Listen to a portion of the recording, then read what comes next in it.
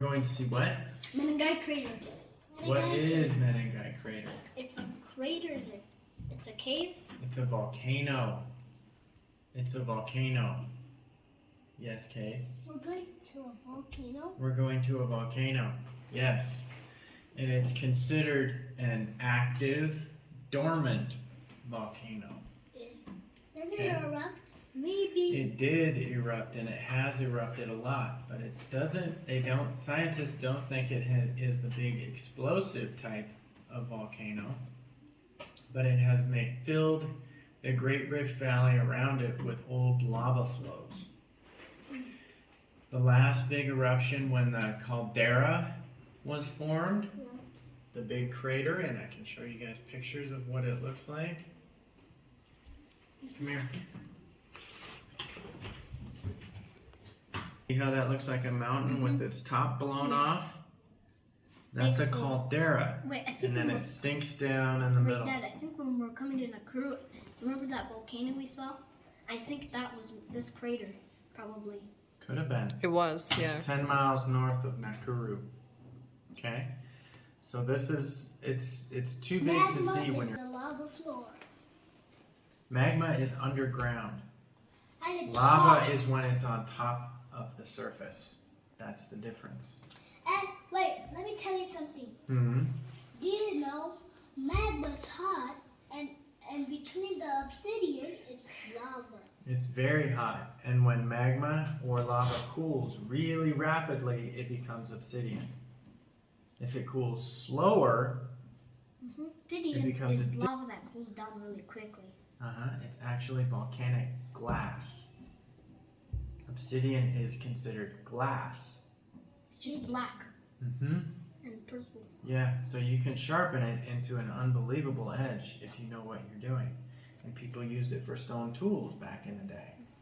All right? So, there's a couple things that you should know about this crater. One of them is that there's current work going on. They're trying to take the heat underground generated from the magma and turn it into steam power, which will, like a hydroelectric dam, except instead of a big river turning the turbines, they're going to have steam heated up by the magma underground that turns the turbines and creates electricity. Right, and never have power outages. Okay, so there's a few companies trying to get some geothermic energy, is what it's called. A clean energy that uses steam and magma to make electricity. Okay, the other is, I don't know if you know this, but I read that the name Menengai, is that how you pronounce it? Menengai? It actually translates to place of the corpses. I didn't know that. Yeah, and the rumor has it that I think in the mid-1850s there was a huge fight between different tribes of Maasai. Yes. And the losers got thrown off the edge of the caldera, hundreds of them. Wow. And people say their spirits and ghosts still haunt the place. Now the cave that we're going to see is actually a lava tube. Okay? That's how the cave formed. It's a lava tube. So it's a circular tube made of lava. First, when you see the lava and you dig out some of the parts, you can see the real lava. Well, now those dead Messiah are now part of the volcano, I guess. It became lava. Right. So there's a lot going on at Menengai Crater. Okay? It's a spiritual place. It's a spiritual place. It's filled with spirits. Some of them may be unhappy, but there's a lot of geothermal power there as well. It's an active outside the caldera, and inside it the volcanic soil is super rich for growing things. So it's incredibly fertile all through that valley. And last, the reason there is active volcanoes in this area is because of what they call the Great Rift Valley. And a rift is something that's spreading. Yeah. And there's two big tectonic plates the size of continents that run right down the middle of Kenya and different parts of Africa.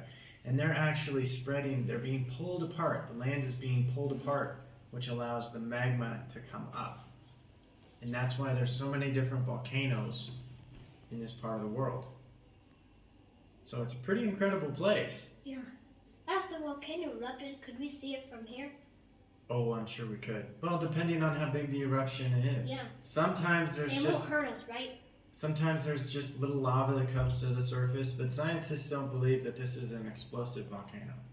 They don't see it as that. It hasn't been. I mean, No, since. there's not lots of earthquakes or Yeah. other signs that it's building up pressure.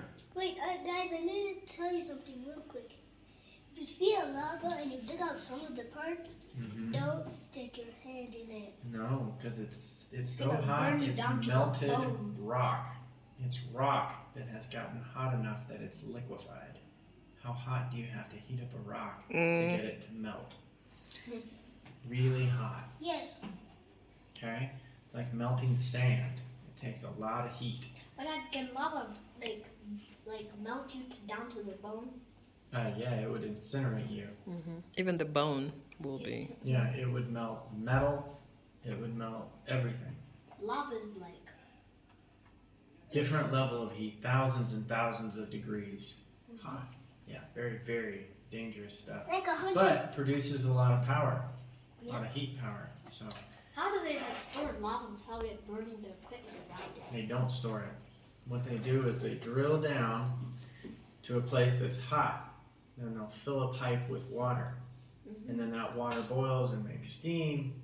And that steam comes up and turns a turbine at the top, which that turbine produces electricity. And then it makes into So a it's city. the pipe full of water that boils and bubbles all day and night. And that steam bubbling turns the turbine. Make sense? Yep. Yeah, you can't store magma. Well, you could theoretically, but Where did you learn all of this, Dad? school and reading and being interested in stuff. Yep. So sound good, guys? Yep. Ideas about what we're gonna see today, floating through your mind? Let's get ready and ship out. Man,